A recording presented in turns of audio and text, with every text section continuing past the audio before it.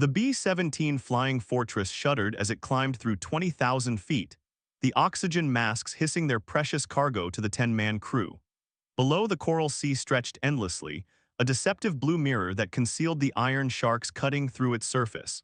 Lieutenant Commander James Morrison pressed his face against the bombardier's window, watching three Japanese destroyers carve white wakes through the water, their decks bristling with anti-aircraft guns already tracking upward. The bombers had been hunting these ships for 6 hours, burning fuel they could barely spare, and now the moment approached. Morrison's calculations were perfect, his Norden bomb sight calibrated to the micron. The lead destroyer, designated Target Alpha, maintained a steady course at 18 knots. Everything about this mission followed doctrine precisely, the same doctrine that had promised precision bombing would revolutionize warfare, making every bomb count, every mission decisive. Morrison toggled the intercom. The bomb bay doors groaned open and the aircraft lurched slightly as drag increased.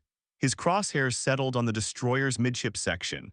Wind speed, altitude, target velocity all factored into the mechanical computer before him. His finger hovered over the release. The mathematics were elegant, undeniable, perfect. He pressed the button. 4 500-pound bombs tumbled from the bay, beginning their 40-second journey earthward. Morrison watched them fall, dark teardrops against the blue, and then he watched the destroyer's captain do what every Japanese naval officer had learned to do in the 6 months since Pearl Harbor. The ship heeled hard to starboard, white water boiling along its flank as the rudder bit deep. The destroyer accelerated, zigzagging with practiced precision. The bombs struck water 300 yards astern, raising geysers that briefly obscured the ship before collapsing back into foam. The destroyer emerged. Unscathed, its anti-aircraft batteries now firing in earnest, black puffs of flak blooming around the bomber formation like poisonous flowers. Morrison's hands trembled against the bomb sight. 6 missions this week. 18 bombing runs, 0 hits. The mathematics that looked so perfect at 20,000 feet meant nothing when the enemy had 40 seconds to react. 40 seconds to move 500 yards in any direction. 40 seconds that transformed precision bombing into an expensive lottery where the house always won. The formation turned for home, fuel gauges dropping toward critical, having accomplished exactly nothing except proving once again that high-altitude bombing against naval targets was a fantasy, a beautiful theory murdered by ugly reality.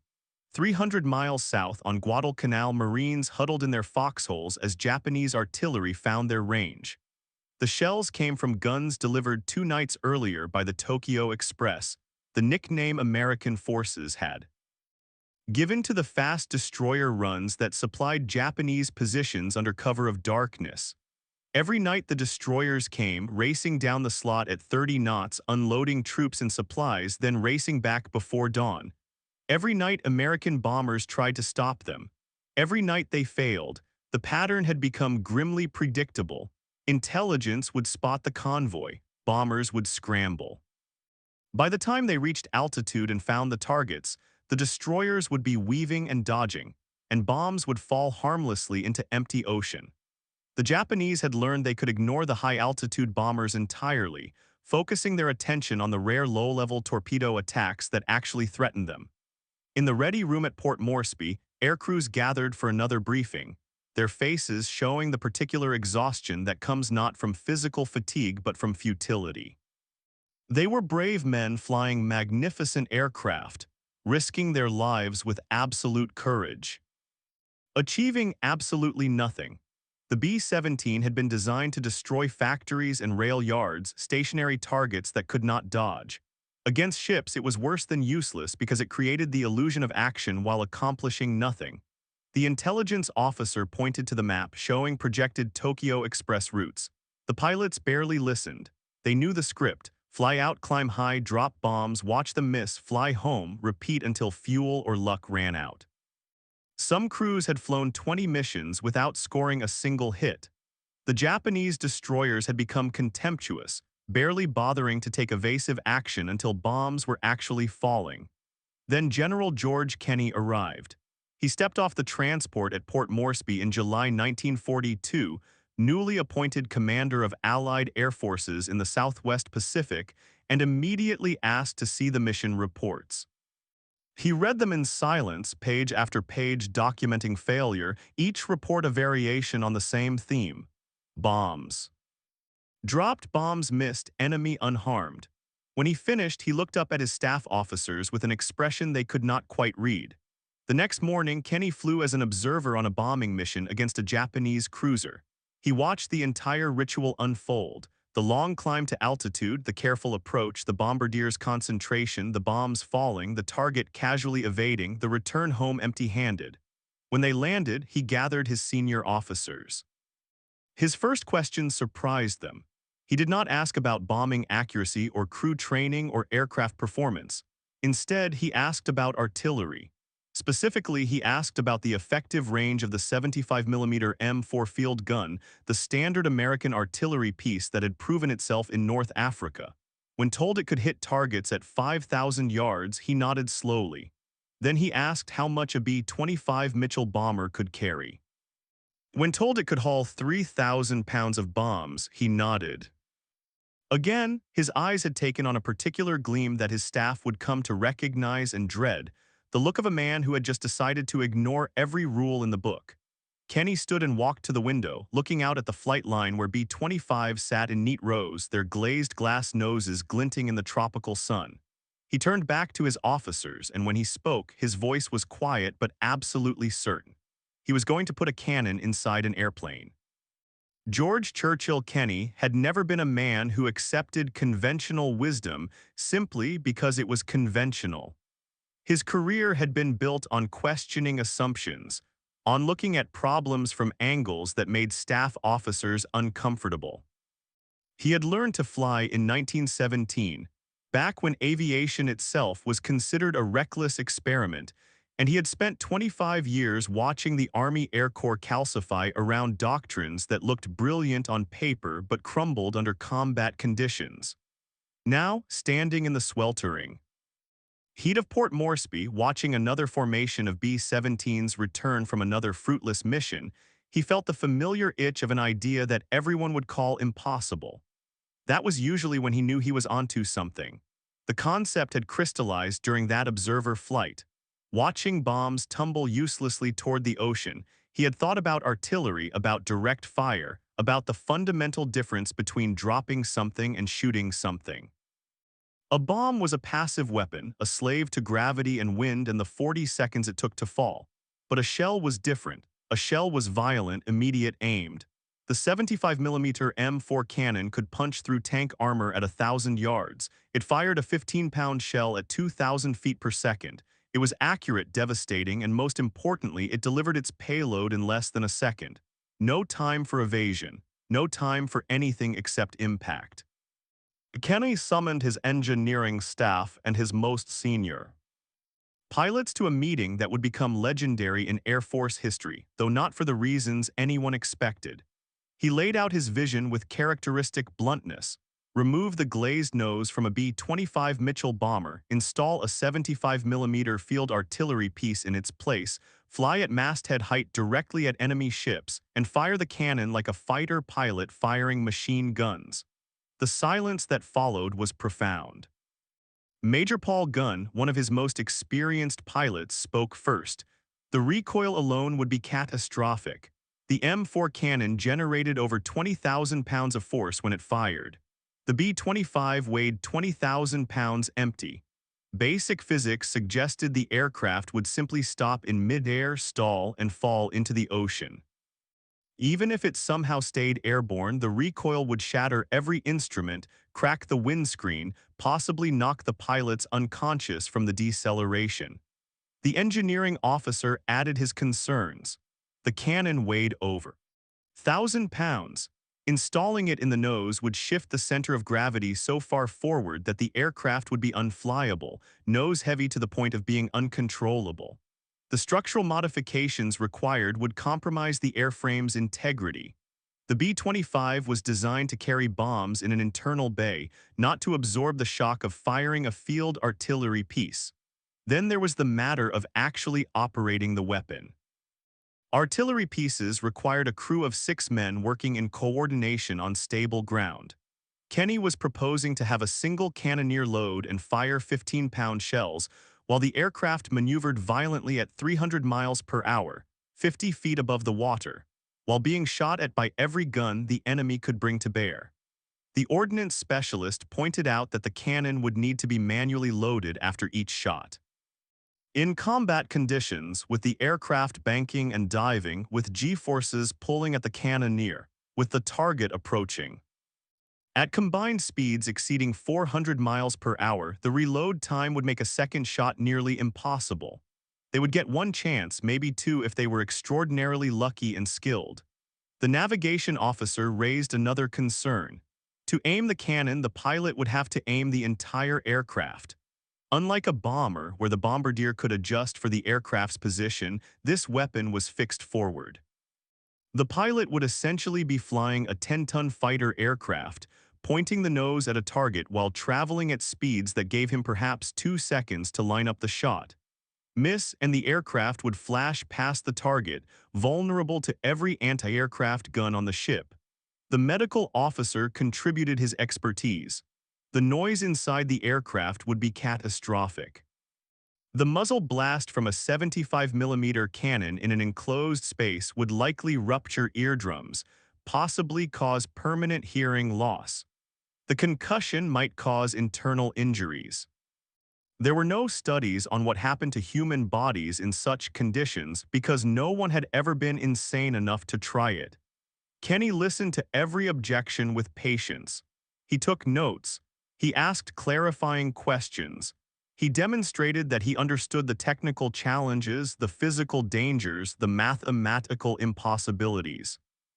Then he stood, walked to the blackboard, and drew a simple diagram, a B-25 approaching a destroyer at wave-top height, a straight line from the cannon to the ship's waterline.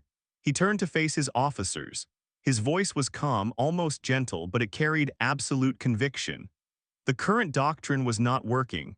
High-altitude bombing against ships had failed completely, utterly, without exception. They could continue following the manual, continue flying missions that accomplished nothing, continue watching Japanese destroyers operate with impunity, or they could try something different. Someone mentioned the calculations again, the recoil forces. The structural concerns. Kenney's response would be quoted in Air Force academies for generations.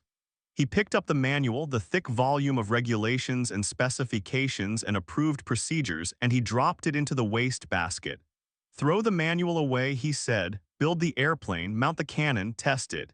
If it tears itself apart, they would know it could not be done. But if it held together, if the physics somehow worked in practice even when they failed on paper, then they would have a weapon that could change the war in the Pacific. The room remained silent. What Kenney was proposing violated every principle of aircraft design, every safety regulation, every lesson learned from decades of aviation development. It was reckless, dangerous, possibly suicidal. It would require pilots to fly directly into anti-aircraft fire at ranges where they could see the faces of enemy gunners. It would demand skills that no training program taught, tactics that no manual described. Kenney looked at each officer in turn. He was not ordering them to believe it would work. He was ordering them to find out. The authorization was given. The modifications would begin immediately. They would use a B-25C serial number 411246 as the test aircraft. Major Gunn would oversee the modifications. Captain Ed Larner would be the test pilot. As the meeting broke up, officers filed out shaking their heads, already composing the reports they would write when the test aircraft disintegrated on the first firing. But they would follow orders. They would build this impossible airplane, mount this absurd weapon, and document its inevitable failure.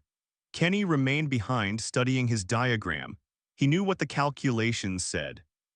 He also knew that warfare was not mathematics, that sometimes the impossible worked simply because no one had been desperate enough or stubborn enough to try it. The Japanese destroyers were killing Marines on Guadalcanal.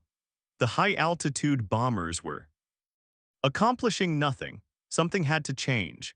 He walked out into the tropical heat toward the flight line where mechanics were already approaching the B-25 that would become either a revolutionary weapon or an expensive lesson in why engineers wrote manuals. Either way, they would know soon enough. The B-25C sat on the tarmac at Port Moresby like a patient awaiting radical surgery, its twin engines silent, its glazed plexiglass nose gleaming in the harsh tropical sun.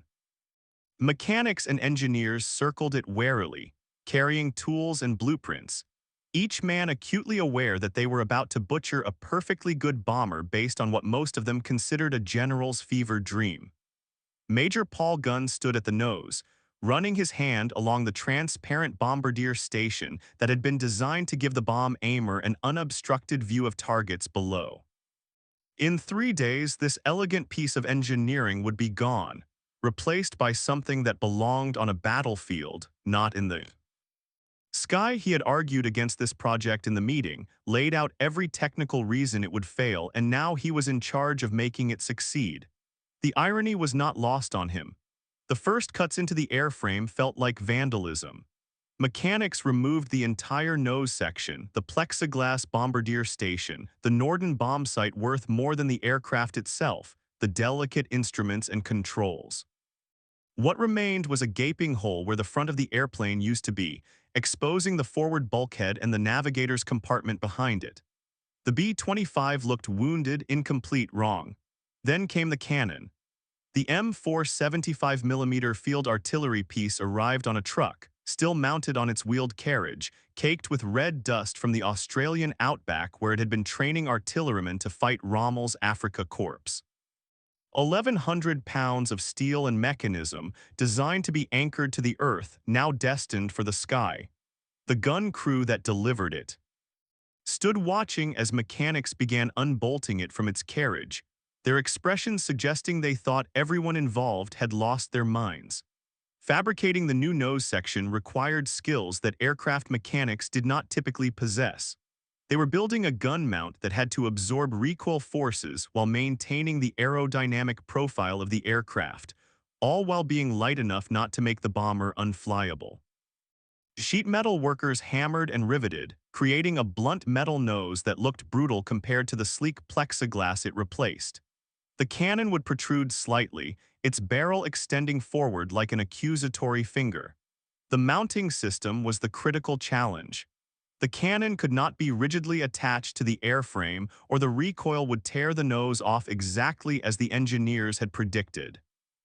Instead, they designed a cradle system with heavy springs and hydraulic dampers, allowing the weapon to recoil several inches while the mounting absorbed the shock. It was the same principle used in naval gun turrets, adapted for an application no naval architect had ever imagined. The entire assembly had to be aligned perfectly with the aircraft's centerline because the pilot would aim by pointing the nose, and even a degree of misalignment would send shells wildly off target. Installing the cannon required removing the entire forward section of the aircraft and working from inside the fuselage. Men crawled through the cramped space, wrestling the massive weapon into position, bolting the mounting cradle to reinforced bulkheads. Every connection point had to be strengthened, every stress point reinforced. They added steel plates to the fuselage structure, doubling and tripling the thickness of aluminum where the mounting attached. The aircraft was gaining weight with every modification, weight that would have to be compensated for somehow. The human element proved as challenging as the engineering. Sergeant Tom Wilson volunteered as the cannoneer, the man who would actually operate this weapon in combat. He was an artillery veteran who had served in North Africa, a man who understood the M4 intimately, who could load and fire it in his sleep. But he had always done so with both feet planted firmly on the ground, with 5 other men assisting, with the weapon anchored to earth. Now he had to learn to do it alone in the air, while the aircraft maneuvered. The shells weighed 15 pounds each, brass casings nearly 2 feet long, topped with the pointed projectile. In combat, Wilson would have to extract the spent casing, load a fresh shell, close the breech, and signal the pilot to fire, all while the B-25 banked and dove and climbed. All while G-forces tried to pull the shell from his hands, all while enemy tracers streaked past the fuselage. They built a wooden mock-up of the gun position on the ground and had Wilson practice loading while other men rocked and tilted the platform, simulating flight conditions. He learned to brace himself against the fuselage, to time his movements with the aircraft's motion, to handle the shells with a speed and precision that would have impressed his old artillery crew. But everyone knew that practice on the ground bore little resemblance to reality at 300 miles per hour with someone shooting back. The weight and balance problem emerged exactly as predicted. With over 1,000 pounds of cannon mounted in the nose, the aircraft's center of gravity shifted dramatically forward. Test pilots who sat in the cockpit reported that the control yoke felt wrong, that the aircraft wanted to nose down, that it would be unflyable in this configuration. The solution was crude but effective. They began adding lead ballast to the tail section. Mechanics installed lead plates in the tail cone, behind the rear gunner's position, stacking them until the scales showed the center of gravity moving back toward acceptable limits. 400 pounds of lead, then 600, then 800.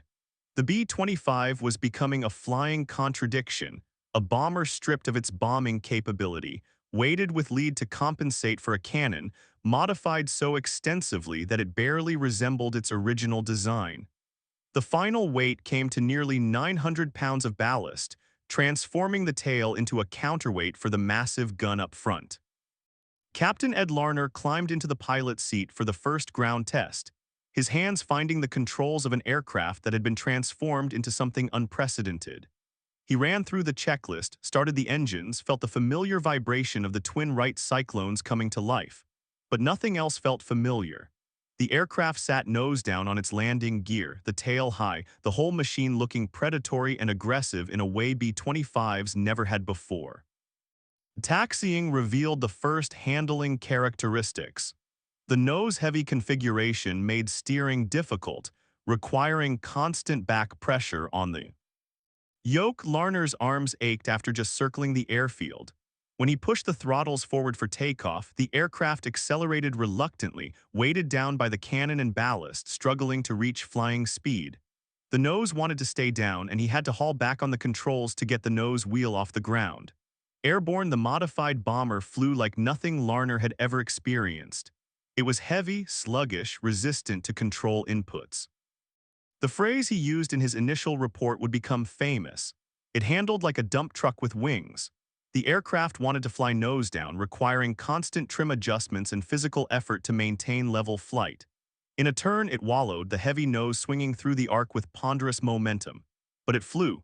Against all the calculations and predictions, despite the 1,000 pounds of cannon and 900 pounds of ballast, despite the butchered nose and modified structure, it stayed in the air.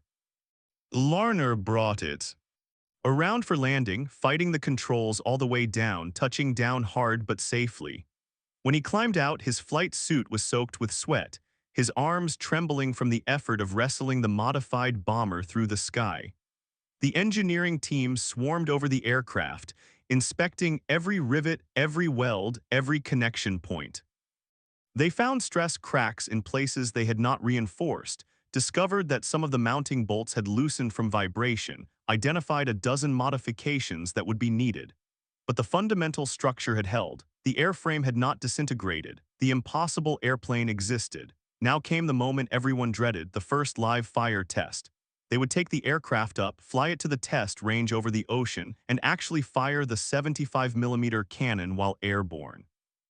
The engineers had done their calculations, added their reinforcements, installed their shock absorbers.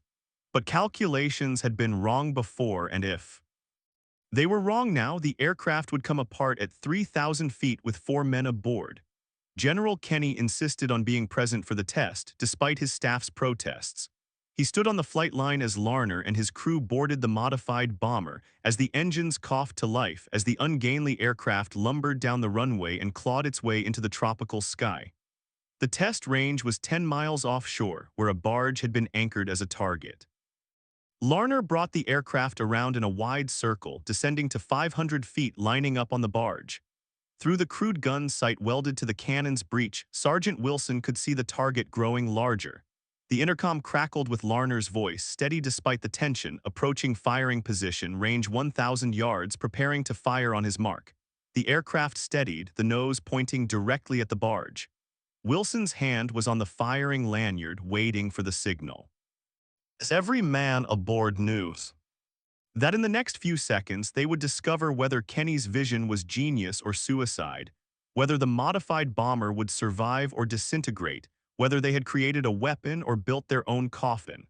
Larner's voice came through the intercom, calm and clear, "Fire." Wilson yanked the lanyard. The 75mm cannon erupted with a violence that transcended sound, becoming something physical, a hammer blow that struck every surface simultaneously.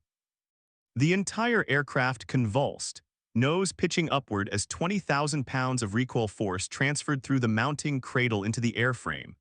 The shock wave propagated through aluminum and steel, through rivets and welds, through every structural member of the modified bomber. Larner felt the control yoke slam backward against his chest, driving the breath from his lungs.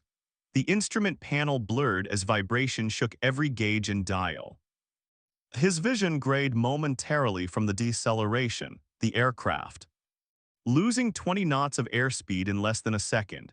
The windscreen remained intact, though spiderweb cracks appeared at the corners where the frame flexed. Behind him, the navigator was thrown against his table despite his harness. The tail gunner reported feeling the entire rear section whip sideways, the lead ballast shifting against its restraints, but the wings stayed attached. The rivets held, the fuselage remained whole. The impossible aircraft had survived its first shot. Wilson was already moving, his training overriding the shock. He yanked the breech open, the spent casing ejecting with a metallic clang that echoed through the fuselage. 15 pounds of brass and cordite residue still hot enough to raise blisters. He kicked it aside, grabbed a fresh shell from the ready rack, slammed it home, closed the breech. 20 seconds from first shot to ready to fire again, working in conditions no artillery manual had ever contemplated. Larner fought the aircraft back to level flight, his arms burning from the effort. The modified bomber wanted to pitch and yaw, the sudden loss of momentum having disrupted its trim. But it responded to the controls, sluggish and angry but flyable. He brought the nose back around toward the target, squinting through the crude sight welded to the gun mount. The first shell had struck the barge dead center, punching through the wooden structure and detonating in the water beyond. The target was partially collapsed, smoke rising from the impact point. Kenney's vision had been validated in the most fundamental way possible. The shell had gone where it was aimed, arriving in less than a second, giving the target no time to evade, no time to react, no time for anything except destruction. They made 3 more passes, Wilson loading and firing with increasing confidence, Larner learning to anticipate the recoil, to brace himself and the aircraft for the hammer blow. Each shot tore pieces from the barge until it was little more than floating wreckage. Each shot proved that the concept worked, that artillery could fly, that ships could be engaged with direct fire from aircraft. When they landed, General Kenney was waiting on the tarmac, his face split by a grin that his staff officers had never seen before. The engineering team swarmed over the aircraft, finding stress cracks and loosened bolts and a dozen minor failures, but nothing catastrophic, nothing that could not be fixed. The fundamental design was sound. The impossible had become merely difficult. Development accelerated with the urgency of war. They modified more B-25s, incorporating lessons from the test aircraft. The mounting system was strengthened, the shock absorbers improved, the windscreen reinforced with additional layers of laminated glass. They added 450 caliber machine guns in the nose, fixed forward like the cannon, giving the pilot devastating firepower to suppress enemy deck crews before the cannon fired. A pilot training became an exercise in controlled violence. The modified bombers required a completely different flying technique than standard B-25s. Pilots had to learn to aim the entire aircraft, to point the nose at a target while traveling at over 300 feet per second, to hold steady through the recoil, to maintain control when every instinct screamed to pull up and away. They practiced against floating targets, against mock-ups, against anything that would help them develop the split-second timing required. The attack profile was suicidal by conventional standards. Approach at 50 feet above the water, flying straight at the target, closing to 600 yards before firing. At that range, every anti-aircraft gun on the ship could engage. 20mm cannons, 40mm Bofors, heavy machine guns, even rifles, all firing at an aircraft that could not dodge, could not weave, could only bore straight in and hope to destroy the target before the target destroyed it. The combined closing speed exceeded 400 miles per hour, giving the pilot perhaps 2 seconds to line up the shot, fire, and break away. They developed coordinated tactics. The 50 caliber machine guns would open fire first at 1,000 yards, walking tracers across the target's superstructure, forcing deck crews to take cover, suppressing the anti-aircraft batteries. Then the cannon would fire at 600 yards, the 15-pound shell punching through steel plate, detonating inside machinery spaces or ammunition magazines. If the first shot did not kill the ship, the pilot would brake hard right or left, circle, and make another run, the cannoneer frantically reloading while the aircraft maneuvered. Pilot selection was critical. They needed men with fighter-pilot reflexes combined with bomber-pilot discipline, men who could fly formation but also engage in individual combat, men who would fly directly into anti-aircraft fire without flinching.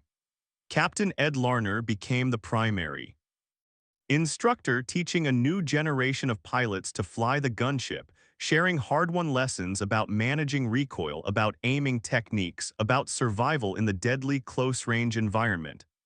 The modified bombers received official designation, B-25G, the G standing for gun, but the crews called them strafers or cannon ships or sometimes just the 75s.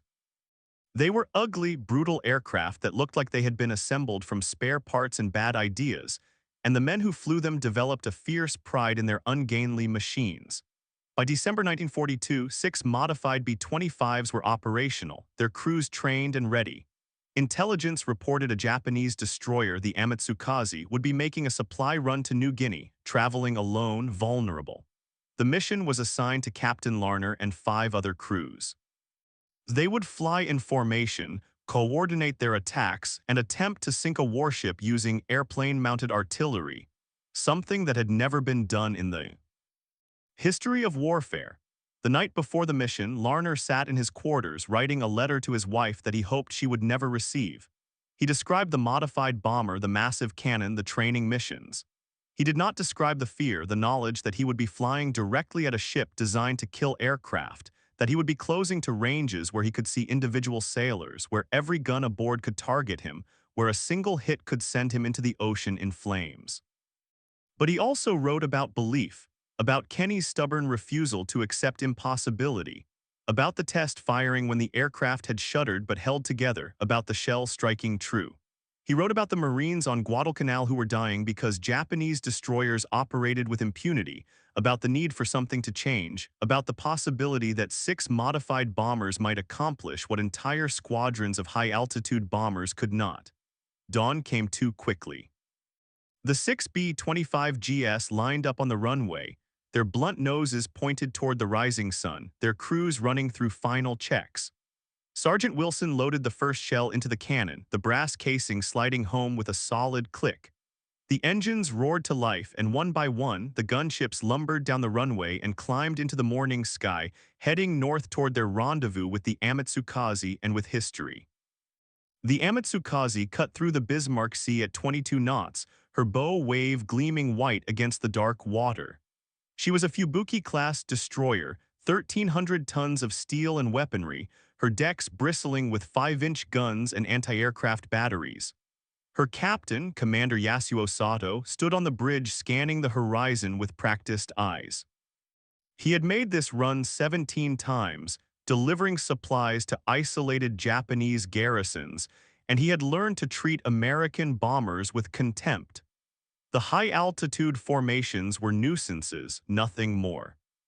Their bombs falling harmlessly while his ship maneuvered with ease. The morning was clear, visibility unlimited, which suited Sato perfectly. He could see threats coming from miles away, had time to prepare, time to evade. His lookouts were alert, his gun crews ready, but there was no tension aboard. This was routine, a milk run, another successful mission that would be completed without incident. Then the lookout's voice cracked across the intercom, urgent and confused. Aircraft approaching, low altitude, very low, coming in fast from the southeast. Sato raised his binoculars, scanning the horizon, and felt his first tremor of unease. 6 aircraft flying in formation at wavetop height, their silhouettes wrong somehow, their noses blunt and aggressive. Not B-17s, not the usual high-altitude bombers, something different. Captain Larner held the B-25G steady at 50 feet, the ocean racing beneath him in a blur of blue and white. The Amatsukaze was growing in his windscreen no longer. A distant shape but a massive presence, her superstructure rising like a steel cliff, her guns already tracking toward him. The other 5 gunships were spread in a loose formation, each pilot selecting his approach angle, each crew preparing for the violence to come. 600 yards. The destroyer filled Larner's vision now, every detail sharp and clear. He could see sailors running on deck, see gun barrels swinging toward him, see the rising sun flag snapping from her mast. The combined closing speed was over 400 miles per hour, the distance collapsing with terrifying rapidity. His hands were steady on the controls, his breathing controlled, his entire focus narrowed to the single task of keeping the nose pointed at the destroyer's waterline. The 50 caliber machine guns opened fire first, all 4 of them hammering simultaneously, tracers streaming across the water in flat trajectories. The bullets walked up the destroyer's hull, across her deck, raking the superstructure. Sailors dove for cover, anti-aircraft crews abandoning their positions as half-inch bullets tore through metal and flesh. The suppression was working exactly as planned, forcing the defenders down, buying precious seconds. 400 yards. Larner's finger moved to the firing button. Through the crude sight, he could see the destroyer's hull plating, could pick out individual rivets, could see the waterline where hull met ocean. The aircraft was rock-steady despite its ungainly weight, the nose pointed like an arrow at the target. Sergeant Wilson's voice came through the intercom, calm and professional, cannon loaded and ready. Larner pressed the button. The 75mm shell left the barrel at 2,000 feet per second, crossing the 400 yards in less than a quarter second. The 15-pound projectile struck the Amatsukaze's hull 3 feet above the waterline, punching through the steel plate as if it were wet cardboard. The shell penetrated deep into the destroyer's machinery spaces before detonating, the explosion contained within the hull, magnified by the confined space. The destroyer shuddered as if struck by a giant fist. Below decks, the blast wave tore through the engine room, shredding pipes and conduits, killing the engineering crew instantly. Superheated steam erupted from ruptured boilers, filling compartments with scalding vapor. The destroyer's speed began to drop immediately, her engines dying, her propellers losing thrust. Larner hauled back on the controls, the B-25G roaring over the destroyer's mast with barely 20 feet of clearance. He banked hard right, feeling the aircraft protest, fighting the heavy nose through the turn. Behind him, Wilson was already reloading, the spent casing clattering across the deck, fresh shell sliding home. The second gunship made its run, its pilot holding steady through a storm of anti-aircraft fire that was now fully engaged. Tracers filled the air, 20mm. Shells bursting around the aircraft, but the pilot never wavered. His cannon fired at 300 yards, the shell striking the destroyer amidships, detonating in the vicinity of the depth charge racks. The secondary explosion was catastrophic. Depth charges, each containing 300 pounds of high explosive, detonated in a chain reaction that tore the Amatsukaze's stern apart. The blast lifted the entire aft section of the destroyer out of the water, bending the keel, breaking the ship's back. Flames erupted from the wound, black smoke boiling into the morning sky. The destroyer was dead in the water now, listing to port, her deck canted at an unnatural angle. But she was not yet sunk, and her forward guns were still firing, still tracking the circling gunships. Commander Sato, bleeding from shrapnel wounds, ordered his remaining crew to abandon ship even as he directed fire control, determined to take at least one of these devil aircraft with him. The third and fourth gunships made coordinated runs from opposite directions, their cannons firing within seconds of each other. Both shells struck home, one penetrating the forward magazine, the other hitting the bridge structure. The magazine explosion was definitive, the stored 5-inch shells detonating in a blast that removed the entire forward section of the destroyer. The bridge hit killed Commander Sato and everyone with him, decapitating the ship's command structure. The Amatsukaze was dying, her hull broken in 3 places, fires raging unchecked, her crew abandoning ship in whatever boats and rafts they could find. But the gunship crews were not finished. The 5th and 6th aircraft made their runs, adding their cannon fire to the destruction, ensuring the kill, making certain this destroyer would never threaten another convoy, never deliver another load of supplies, never return to port. Larner circled at 1,000 feet, watching the destroyer roll onto her side, watching her bow rise as water. Flooded the shattered hull, watching her slide beneath the waves in a boil of steam and debris. From first shot to final sinking, 11 minutes. The Tokyo Express had just suffered its first kill by airplane-mounted artillery, and the implications would ripple across the Pacific theater. The strategic impact was immediate and profound. Japanese destroyer captains, who had learned to ignore high-altitude bombers, now faced a threat they could not evade. The gunships approached too low for effective radar detection, too fast for leisurely evasion, and they fired weapons that struck in less than a second. The 40-second window that had made high-altitude bombing useless was gone, replaced by attacks that gave defenders no time to react, no time to maneuver, no time for anything except dying. The Tokyo Express runs became suicide missions. Destroyers that had operated with impunity now faced aircraft that could kill them at ranges where every gun aboard could engage the attacker. The psychological impact was devastating. Japanese naval crews, accustomed to dodging bombs with almost casual ease, now faced pilots who flew directly at them, who absorbed anti-aircraft fire without deviating, who closed to ranges where combat became personal and immediate. The Battle of Bismarck Sea in March 1943 showcased the gunship concept's full potential. A Japanese convoy of 8 transports and 8 destroyers attempted to reinforce New Guinea. The modified B-25s, now numbering over 20 aircraft, attacked in coordinated waves. The results were annihilating. All 8 transports sunk, 4 destroyers destroyed, 3,000 Japanese soldiers killed. The convoy was obliterated, and with it, Japan's ability to reinforce isolated garrisons by surface ship. The B-25G entered mass production, followed by the B-25H with a lighter 75mm cannon and improved mounting system. But even as the gunships proved their worth, technology was evolving. High-velocity aircraft. Rockets, the 5-inch HVAR, began replacing cannons on many aircraft. Easier to install, lighter, requiring no complex recoil systems, the rockets could deliver similar destructive power without the engineering challenges of mounting artillery in aircraft.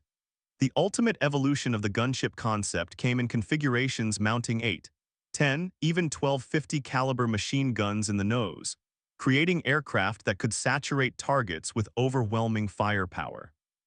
These Strafer variants proved devastatingly effective against shipping, ground targets, and anything else unfortunate enough to be caught in their sights.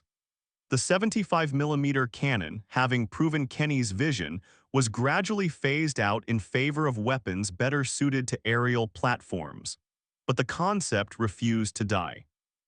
20 years later, in the jungles of Vietnam, it was reborn as the AC-47 Spooky, a transport aircraft mounting 3 miniguns capable of firing 18,000 rounds per minute. The evolution continued with the AC-130 Spectre, eventually mounting a 105mm howitzer, a weapon larger than the original 75mm that had seemed so impossible in 1942.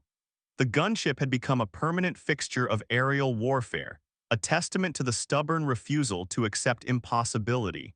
General Kenney's vindication was complete, though he never claimed credit for genius. He had simply refused to accept that the current methods were the only methods, that expert calculations were more reliable than desperate experimentation, that theoretical impossibility meant practical impossibility. He had thrown away the manual and built the airplane, and in doing so had changed warfare. The lesson transcended the specific technology. Innovation, true innovation, required ignoring the experts who explained why something could not work. It required the courage to attempt what calculations proved impossible. It required the stubbornness to continue when every rational voice counseled abandonment. The Amatsukaze had been sunk by mathematics that should not have worked, by an aircraft that should have torn itself apart, by a concept that every expert had declared insane. History, as Kenney understood, was not written by those who accepted limitations. It was written by those too stubborn to hear the word impossible, by those who built the airplane anyway, by those who flew it into combat despite the odds. The modified B-25 with its massive cannon had been absurd, dangerous, and theoretically unworkable. It had also changed the Pacific War, killed the Tokyo Express, and proven that sometimes the only way forward was to throw away the manual and try.